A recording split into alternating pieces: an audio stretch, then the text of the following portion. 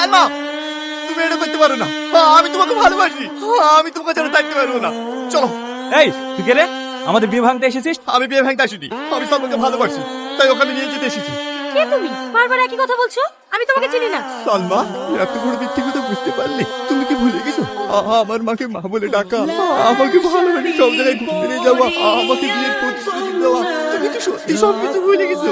আমি একজন নার্স, প্রত্যেকটা পেশেন্টকে সেবা যত্ন করাই আমার কাজ। তোমার কথা ভুল হচ্ছে, এগুলো করেছি বলে তুমি এটাকে ভালোবাসা ভেবে ফেলেছো?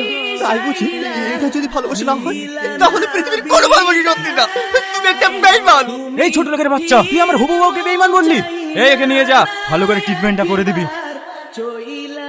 আমি সত্যি বলছি ভাই, আমি মরতে চাইনি। আমি সালমাকে অনেক ভালোবাসতাম, কিন্তু সালমার জন্য আমি মরতে বাধ্য হয়েছি।